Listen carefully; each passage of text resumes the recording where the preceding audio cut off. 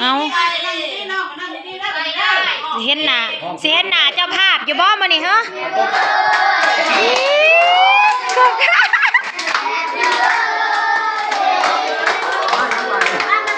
นั่งลงอีแม่พามันมาแม่มันเขินม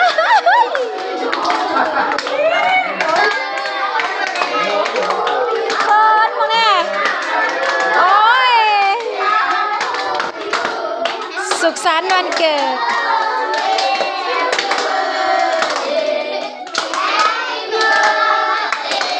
โอ้ย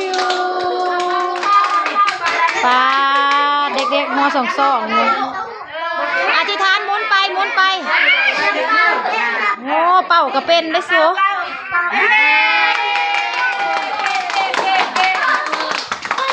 สุขสันต์วันเกิดจ้าน้องตะวันน้อยครบรอบ3 ปีเต็มบาทเอ้าเพิ่นเบิ่งเพิ่นซ่อมไว้น่ะเพิ่นเบิ่งเขากินเค้กคู่มือซ่อมไว้ไปเอามีดมาปาดไผ่บัดนี้เค้ก2 ก้อนก้อนใหญ่ของแม่นีของอีป้านีก้อนเล็กของสาวไผ่น้องตะวันงามมะลิเค้กตะวันนาของหยาใหญ่ของหลานนั่นแล้วป้าซื้อไฮลางามบะมักลาค่ะสบายดีปะลุงก่อนชนกินอย่างขอบใจปานี่ดูขอบใจปานี่โอ้ขอบใจสาวไผ่ขอบใจสาวไผ่แล้วจบไปเอามีดมาบานี้นั่งเบิ่งจะหลุดจะหล่ออยู่ซัวอ้าว16 แขนกับผูกทำไมผูกแขนเราจะกินได้บุ้ยทุกคนมีเงินมาผูกแขนตะวันเพราะว่าตะวันน่ะตะวันหมักเงินยกแขนขึ้นยกแขนขึ้น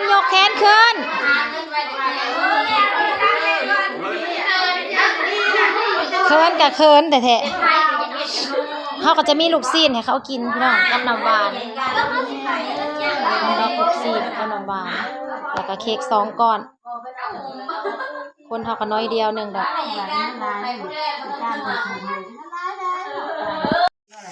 กินข้าวพี่น้องมาเนี่ยหมูกระทะฮอนด็อกกับผักเห็ดเข็มตะวันผู้อยากอะไรกินอย่าบ่โลกกินกินได้ย่ำเด้อลูกเด้อมันคาคอเด้ออีแม่จะเบิ่งในร้านเจ้ามันกินอีแม่เจ้าคือบ่บี้ให้มันแหน่เห็ดเข็มเต็มปาก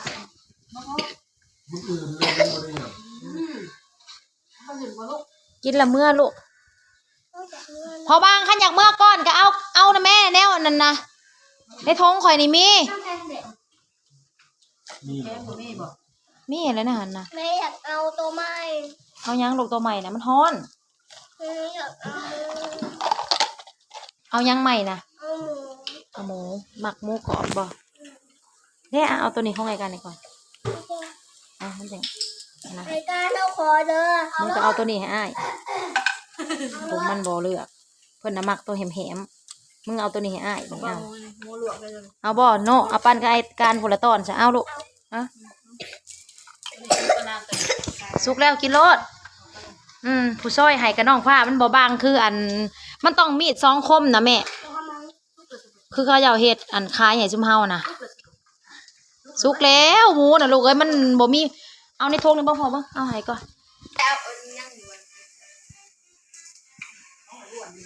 น้องวันใหม่นั่นโทรบ่ติด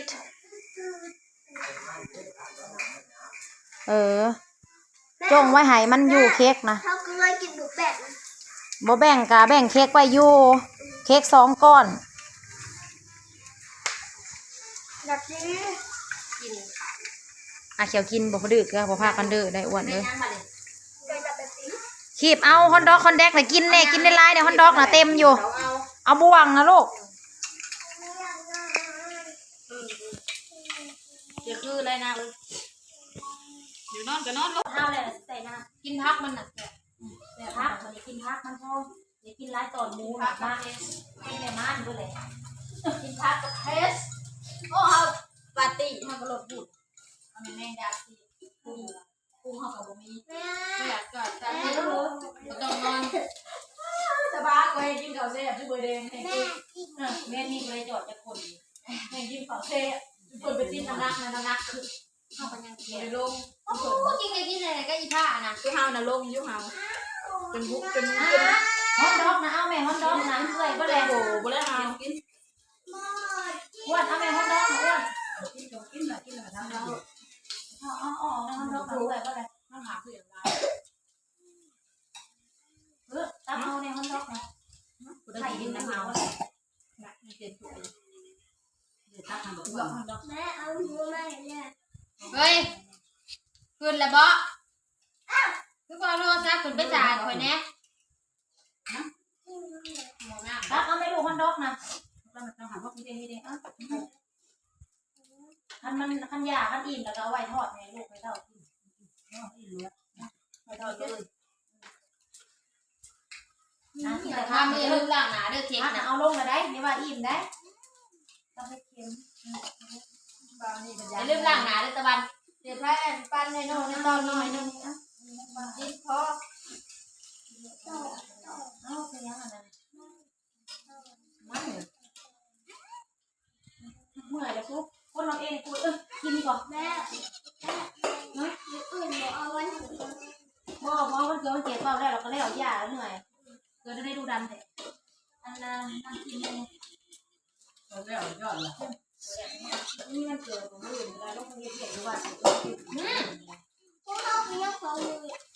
มาโรงเรียนเด้อคุณเจ้าเด้อมืออื่นนี่บอกแต่ละคน เหยียบขาได้แบบ ข้อมือนี่กูค่ามาหัวกูยังการบ้านพ่อเยอะเลย ห้องเพลงก็จะเป็นยังเอาปะแก้วไปห้องแก้วก็เจ้าเนี่ยไปห้องเปลี่ยนก็เจ้าเนี่ยกูได้ห้องเดี๋ยวแต่จืดเนื้ออยู่ตอนนั้นออกมาตอนมาเริ่มล่างแต่ที่ไปเด้ มาให้แม่ใหญ่แม่เอาหมูนี่เอาลูกเอา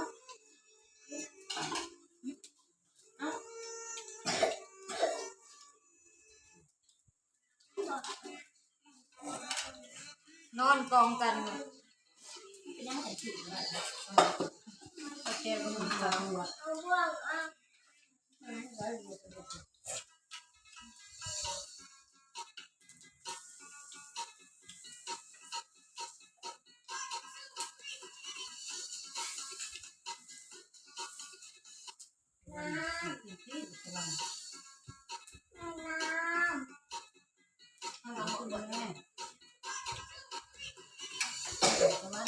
ไปชี้เข่าอีก ทางเรามาอวดเลยค่ะ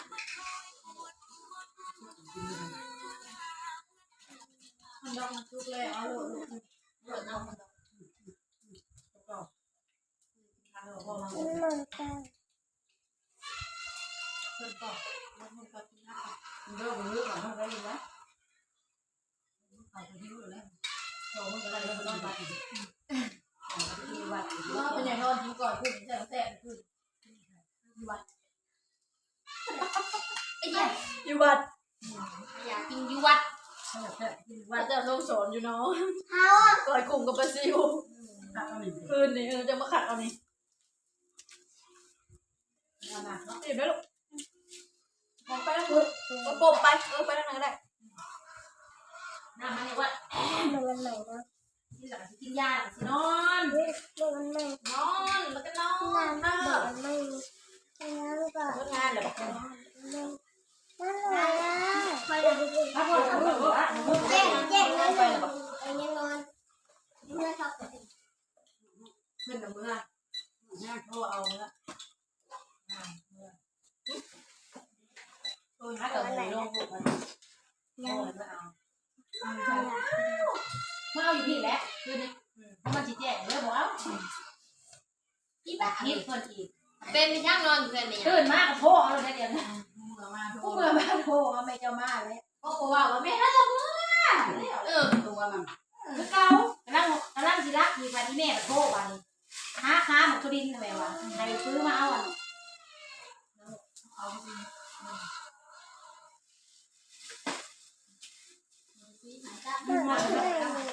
ปิดกล่องกันเนี่ยเอาไปเลยครับมาจับมือเดี๋ยวว่า